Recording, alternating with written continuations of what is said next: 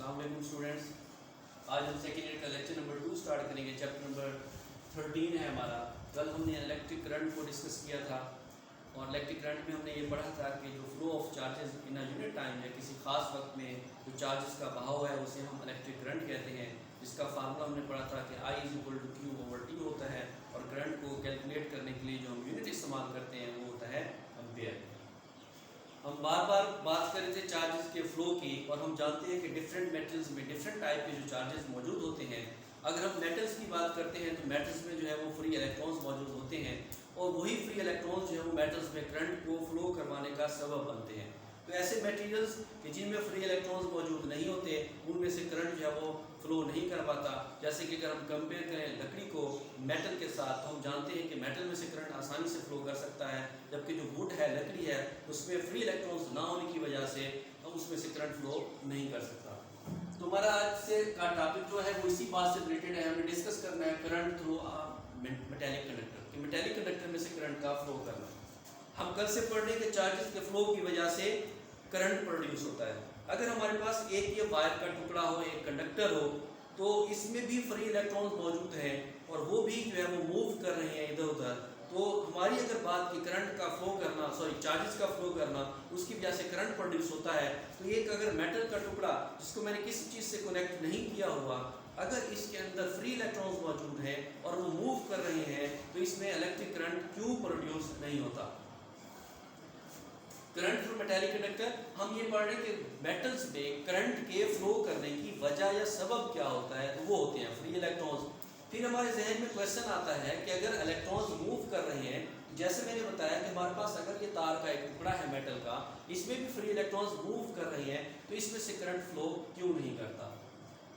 तो टॉपिक के लिए सबसे पहले हमारे पास जो हेडिंग है वो है motion of free electrons in metals, जो कि मैंने भी डिस्कस किया है कि कुछ इलेक्ट्रॉन्स ऐसे होते हैं जो कि न्यूक्लियस के साथ बाउंड नहीं होते, वो और फ्री होते हैं मूव करने के लिए, तो उनको हम क्या कहते हैं, फ्री इलेक्ट्रॉन्स।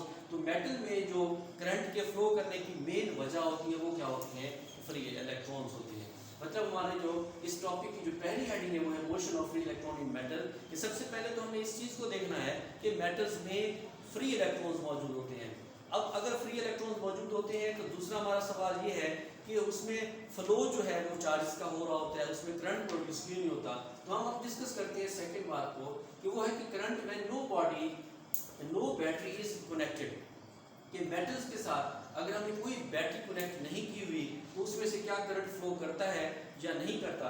अगर हमारे पास एक मेटल का ये टुकड़ा है यहाँ पर, सपोज इसके अंदर यहाँ पर फ्री इलेक्ट्रॉन्स जो हैं वो इधर उधर मूव कर रहे हैं, ये फ्री इलेक्ट्रॉन्स हैं। अब जब हमने इसके साथ बैटरी कनेक्ट नहीं की तो होगा क्या कि इसमें चार्जेस तो मूव कर रहे होंगे लेकिन जो फ्लो ऑफ करंट है वो नहीं होगा। उसकी रीज़न ये है कि अगर हमारे पास 4 इलेक्ट्रॉन्स जो है वो राइट साइड पर, लेफ्ट साइड पर मूव कर रहे हैं और 4 इलेक्ट्रॉन जो है वो राइट साइड पर मूव कर रहे हैं, तो चार्जेस का जो नेट फ्लो है वो क्या है, जीरो के इक्वल।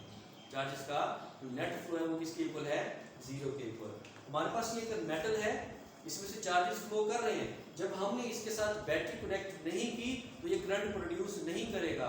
क्यों नहीं करेगा, क्योंकि चार्जेस का जो नेट फ्लो है वो किसके इक्वल है, जीरो के। यानी कि अगर हम कहें कि 4 इलेक्ट्रॉन राइट पर अगर मूव करें, क्योंकि रैंडम मोशन होती है मेटल्स के अंदर चार्जेस की, इलेक्ट्रॉन्स की, अगर 4 इलेक्ट्रॉन लेफ्ट साइड पर मूव कर रहे हैं तो 4 इलेक्ट्रॉन राइट पर मूव करेंगे। अगर 10 लेफ्ट पर आ रहे हैं तो 10 राइट पर आएंगे। इस तरह इनका नेट जो फ्लो है वो क्या रहता है, जीरो के इक्वल। इस वजह से जब हम बैटरी कनेक्ट नहीं करते किसी कंडक्टर के साथ, किसी मेटल के साथ, तो उसमें से करंट पास नहीं होता। उसके बाद थर्ड है current when battery is connected. जब हम बैटरी को कनेक्ट कर देंगे, सपोज हमारे पास यही मेटल का एक टुकड़ा है, इसके साथ हमने एक बैटरी को कनेक्ट कर दिया है। हमारे पास यहाँ पर एक टर्मिनल ये पॉजिटिव और ये क्या है, नेगेटिव। जब हम बैटरी को कनेक्ट करेंगे तो होगा क्या, इस मेटल के अंदर मौजूद इलेक्ट्रॉन्स जो हैं वो मूव करना शुरू कर देंगे किसकी तरफ, towards the positive terminal, towards the high potential. और इस तरह ये हाई पोटेंशियल से फिर कहाँ जाएंगे, लो पोटेंशियल की तरफ। आगे जब नेगेटिव चार्ज इसको क्रॉस करेगा तो आगे एक और नेगेटिव चार्ज मौजूद है, नेगेटिव टर्मिनल मौजूद है। इस नेगेटिव ने इस नेगेटिव को रिपेल करना है, लेकिन इस नेगेटिव चार्ज को बैटरी ने क्या प्रोवाइड करनी है, एनर्जी प्रोवाइड करनी है। और जब वो एनर्जी प्रोवाइड करेगा तो इस जंक्शन को क्रॉस करके दोबारा इधर चला जाएगा, इधर उसकी फोर्स ऑफ अट्रैक्शन दोबारा जनरेट हो जाएगी और वो दोबारा कहाँ आएगा, पॉजिटिव चार्ज की तरफ या पॉजिटिव प्लेट की तरफ। तो हमारी थर्ड बात क्या थी कि करंट कैसे फ्लो करता है जब हम कंडक्टर के साथ किसी बैटरी को कनेक्ट करते हैं। तो जब हमने कंडक्टर के साथ किसी बैटरी को कनेक्ट किया तो हुआ क्या कि पहले जो चार्जेस थे वो रैंडम मोशन में थे, वो बेतरतीब अंदाज में मूव कर रहे थे, लेकिन जैसे ही हमने इसके साथ बैटरी कनेक्ट की है तो चार्ज एक खास सिमत में, एक खास वेलोसिटी के साथ क्या करते हैं, मूव करना शुरू कर देते हैं। और जब वो मूव करेंगे चार्ज एक खास सिमत में, अब उनका जो फ्लो है वो एक ही तरफ हो रहा है, अब नेट फ्लो जो है वो जीरो के इक्वल नहीं होगा। अब जो चार्ज का फ्लो है बैटरी के कनेक्ट करने की वजह से अब इसमें वजह बनता है, सबब बनता है इलेक्ट्रिक करंट के फ्लो होने की। तो इस बात को दोबारा रिपीट कर लेते हैं। तो सबसे हम पहले बात कर रहे थे कि मेटल्स के अंदर क्या मौजूद होते हैं, तो फ्री इलेक्ट्रॉन्स मौजूद होते हैं। फ्री इलेक्ट्रॉन्स जो है वो रैंडम मोशन में होते हैं, जिनकी वेलोसिटी जो है वो कई 100 किलोमीटर होती है। फिर हमने बात की कि करंट जब बैटरी कनेक्ट नहीं की गई, फिर हमारे जहन में क्वेश्चन आता है कि अगर फ्री इलेक्ट्रॉन्स हैं और अगर हम पिछले टॉपिक को पढ़ें तो हमने कहा कि फ्री चार्जेस के मूव करने की वजह से इलेक्ट्रिक करंट फ्लो करता है। तो अगर हम उस बात को मद्देनजर रखें तो मेटल जो है उसमें फ्री इलेक्ट्रॉन्स होते हैं, वो भी मूव कर रहे होते हैं, और अगर हम उसके साथ बैटरी कनेक्ट ना करें तो उसमें से इलेक्ट्रिक करंट पास होना चाहिए। तो फिर हमने देखा कि बगैर बैटरी कनेक्ट किए कंडक्टर में फ्री इलेक्ट्रॉन्स का बहाव जो है वो वेस्ट होता है, उसमें जो उनकी जो मोशन है, जो उनका जो नेट फ्लो है वो जीरो के इक्वल होता है। लेकिन जैसे ही हम बैटरी कनेक्ट करते हैं कंडक्टर के साथ, तो बैटरी के कनेक्ट करने से क्या होता है कि इसके अंदर मौजूद फ्री इलेक्ट्रॉन्स एक खास सिमत में हरकत करना शुरू कर देते हैं, और एक खास वेलोसिटी के साथ, जिसका नाम क्या है, वो ड्रिफ्ट वेलोसिटी होती है, एक खास सिमत में हरकत करना शुरू कर देते हैं। और जैसे ही वो एक खास सिमत में हरकत करना शुरू करते हैं, इसके अंदर जो है वो करंट फ्लो करना शुरू कर देता है। अब हमारा जो इलेक्ट्रिक करंट है वो कहाँ होता है, वो पॉजिटिव टू नेगेटिव मूव करता है। और जो इलेक्ट्रिक फील्ड जनरेट होती है वो चैप्टर 12 में हमने पढ़ा कि इलेक्ट्रिक फील्ड जो है वो किस तरह होती है, from higher tension to lower tension, means from positive to negative. और जो इलेक्ट्रॉन्स का फ्लो है वो इन दोनों की क्या होता है, अपोजिट होता है। तो हमने कहा कि चार्जेस जो है वो एक खास वेलोसिटी के साथ मूव करना शुरू कर देते हैं, और इस खास वेलोसिटी को हम क्या नाम देते हैं, ड्रिफ्ट वेलोसिटी का। ये ड्रिफ्ट वेलोसिटी की जो वैल्यू होती है जब हम बैटरी कनेक्ट करते हैं वो होती है 10⁻³ मीटर पर सेकेंड। यानी कि बैटरी के कनेक्ट करने से इलेक्ट्रॉन्स की स्पीड पहले से क्या हो गई है, बहुत ही कम हो गई है। पहले सेवरल 100 किलोमीटर की वेलोसिटी से वो क्या कर रहे थे, मूव कर रहे थे, लेकिन अब जब बैटरी कनेक्ट की है तो अब इसका जो वेलोसिटी रह गई है वो कितनी है, 10⁻³ मीटर पर सेकेंड। इस वेलोसिटी को हम क्या नाम देते हैं, ड्रिफ्ट वेलोसिटी का। ड्रिफ्ट वेलोसिटी का जो खास मतलब है कि जब इलेक्ट्रॉन एक खास सिमत में, सारे के सारे एक ही सिमत में हरकत करना शुरू कर दें, तो इस खास वेलोसिटी का नाम क्या है, ड्रिफ्ट वेलोसिटी। जो कि इलेक्ट्रॉन के केस में जब इलेक्ट्रॉन मेटल्स में मूव कर रहे होते हैं और हमने साथ में बैटरी कनेक्ट की होती है, तब इसकी जो वैल्यू है वो कितनी होती है, 10⁻³ मीटर पर सेकेंड। तो हमारा टॉपिक था current through a metallic conductor. Simply के फ्री इलेक्ट्रॉन्स होते हैं, फ्री इलेक्ट्रॉन्स मूव कर रहे होते हैं, उनकी इस तरह मूवमेंट का हमें कोई फ़ायदा नहीं होता जब तक कि हम उसके साथ बैटरी कनेक्ट ना करें। बैटरी कनेक्ट करने से इलेक्ट्रॉन एक खास सिमत में हरकत करना शुरू कर देते हैं, और ख़ास सिमत में जब हरकत करना शुरू कर देते हैं तो इलेक्ट्रिक करंट प्रोड्यूस होता है, और इलेक्ट्रिक करंट के प्रोड्यूस होने से हम उससे कोई भी फ़ायदा उठा सकते हैं। तो हमारा इसी के साथ एक और नेक्स्ट लेक्चर है, वो है sources of current. Source of current हमें लाजमी रिक्वायर होता है अगर हम चाहते हैं कि मुसलसल किसी मेटल में से, किसी इंस्ट्रूमेंट में से, किसी अप्लायंस में से, फैन में से मुसलसल करंट फ्लो करता रहे, तो उसके लिए हमें सोर्स की ज़रूरत होती है जो कि करंट का सबब बनता है। अगर हम एक एग्जांपल लेते हैं कि हमने एक मेटल को एक हाई पोटेंशियल और एक लो पोटेंशियल के दरमियान कनेक्ट कर दिया है, तो उसमें पोटेंशियल जो है वो उनका डिवाइड होना शुरू हो जाएगा। या सिंपली अगर हम बात करते हैं, हमारे पास एक कंडक्टर है, इसको हमने एक साइड से हीट करना शुरू कर दिया, जब हम एक सेपरेट लैंप को हटा लेंगे तो ये हीट फ्लो करना शुरू कर देगी, आहिस्ता आहिस्ता ये हीट हायर से लोअर की तरफ मूव करना शुरू कर देगी, और एक वक्त आएगा कि दोनों साइड्स पर टेम्परेचर जो है वो क्या हो जाएगा, सेम। अब क्योंकि मैंने सेपरेट लैंप को हटा लिया है तो कुछ देर हीट फ्लो करेगी, और उसके बाद ये हीट का फ्लो जो है वो स्टॉप हो जाएगा। क्यों स्टॉप हो जाएगा, क्योंकि इस साइड का टेम्परेचर और इस साइड का टेम्परेचर जो है वो आपस में क्या हो जाएंगे, इक्वल हो जाएंगे।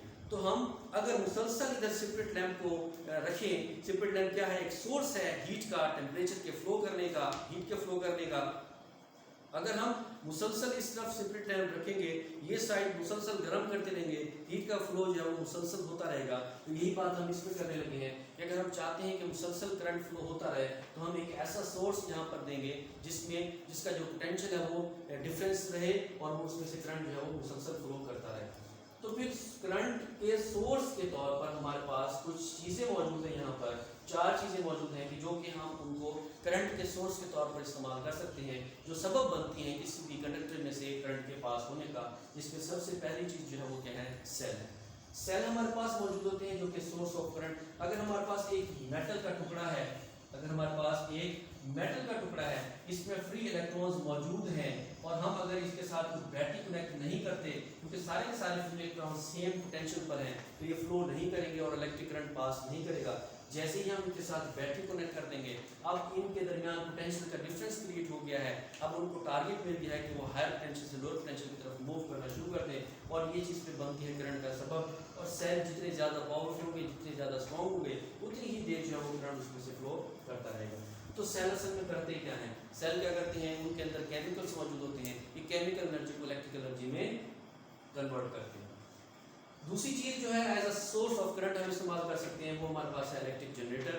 हम इलेक्ट्रिक जनरेटर को इस्तेमाल करके उससे इलेक्ट्रिक करंट प्रोड्यूस कर सकते हैं, ये भी हमारे पास सोर्स ऑफ करंट है। इलेक्ट्रिक जनरेटर्स क्या करते हैं, ये मैकेनिकल एनर्जी को कन्वर्ट करते हैं हीट एनर्जी में। अब जब आप देखते हैं डैम बनाए जाते हैं तो बहुत ज़्यादा बुलंदी के ऊपर पानी को जमा किया जाता है। जब पानी ऊपर से नीचे की तरफ फ्लो करता है तो आगे एक फैन या टरबाइन लगी होती है।